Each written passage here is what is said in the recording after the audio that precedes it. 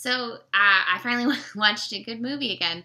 That's because I specifically watched a film. I bought the Criterion Collection 4 by Agnès Varda a few years ago, and I had already seen Cleo a couple times, and I saw it at the Pacific Film Archive once. It's an amazing film.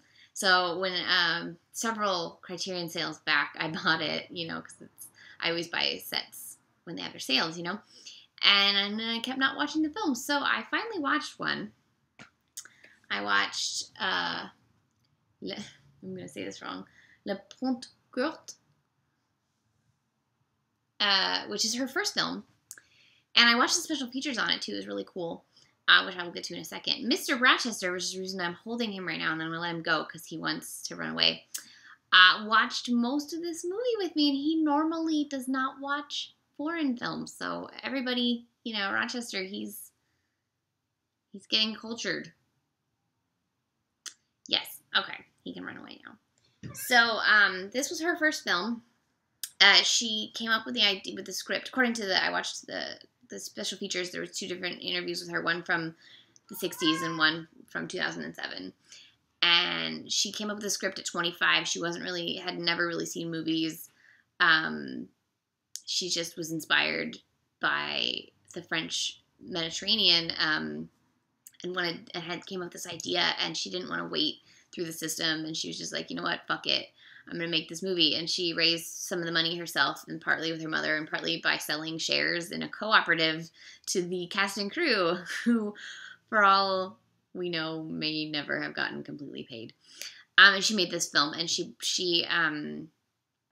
it's about a man and a woman who are married and going through, like, relationship issues, but then also the fishermen in the town who are not allowed to fish in this one area because of bacteria issues, but they fish there anyways and then occasionally get caught. And so it's about dealing with bureaucracy in fishing. She was apparently inspired by The Wild Palms, which is a Faulkner novel. She was inspired by the structure of that novel. I don't really like Faulkner. I have not read that Faulkner novel, so I don't know.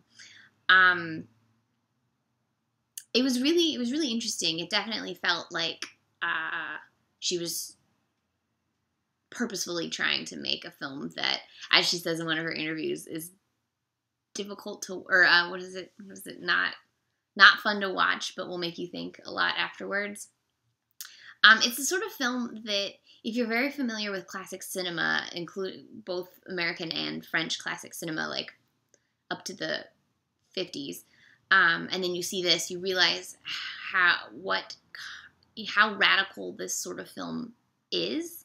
But if you are coming from contemporary and you don't actually know the history of cinema and you're not familiar with the films that came before it, this film sort of almost feels like a caricature, because it is what launched these sort of films, right? Like, you can see Bergman sort of being inspired by this. You can see Truffaut for sure, or not Truffaut, Godard for sure.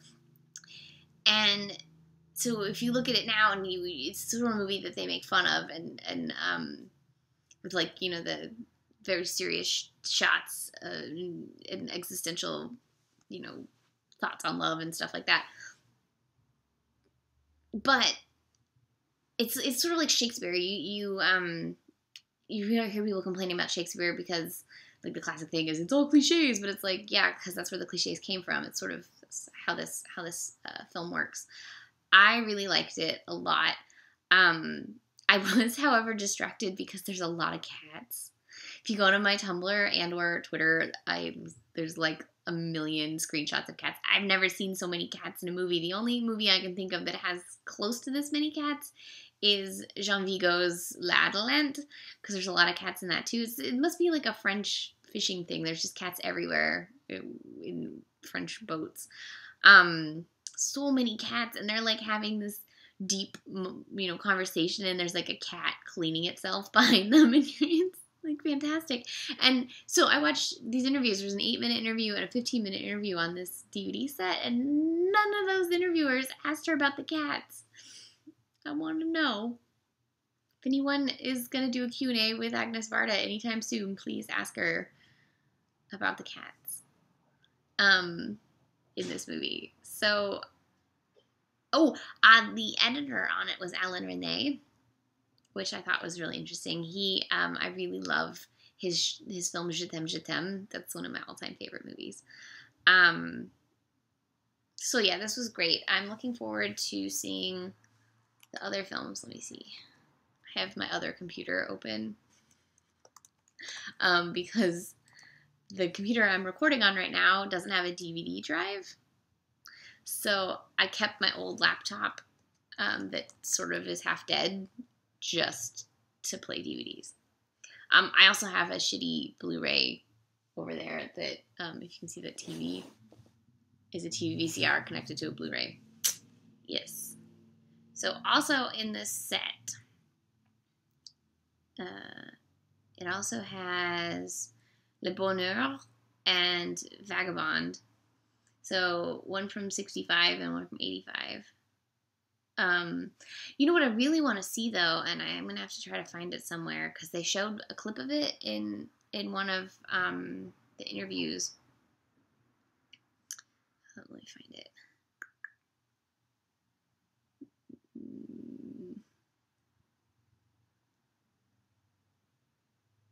Maybe it's a short film.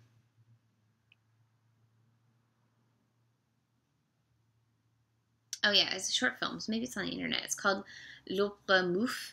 The English title is Diary of a Pregnant Woman, and it sounded really interesting, so I'm gonna have to try to find that. It's a short film, so it's gotta be floating around somewhere. I trust the cinephiles of the world to put these things out there for me to watch.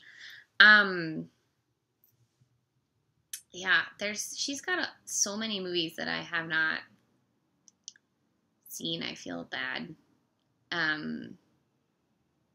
Because I've seen Cleo like a million times. But interesting that she made this film and then couldn't really get funding or anything to make another feature until Cleo in 1962. So it's like 8 years later. You know, and she helped like create the atmosphere that was ready for the new wave films, and they're making all these films, and where's Agnès Varda? I don't know. It's interesting to think about. She also was married to Jacques Demy until he died. Cinematic love story. I saw I can't do the little heart thing. Oh God.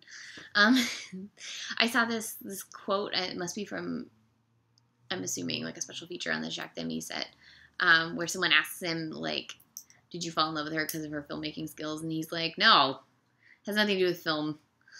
Our relationship is what it is. And I'm just like, Anyways, so Agnès Varda's La Pointe-Courte. It's available from the Criterion Collection. It might be on Hulu. I don't know. I didn't check because I have it. Oh, Mr. Rochester really enjoyed it. Come here. Oh, come here. Oh, Mr. Rochester really enjoyed it.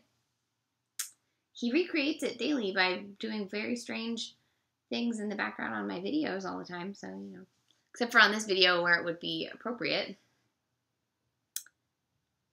He looks so sad. You're not sad. Actors, you know, can't live with them. Can't pull their tail. Okay, no, Kitty, come here. Walk across the... He won't do it. He's like the WB frog. He'll only do these things when I don't want him to. This was a very long review. This was a really good film. More Agnès Varda for everyone.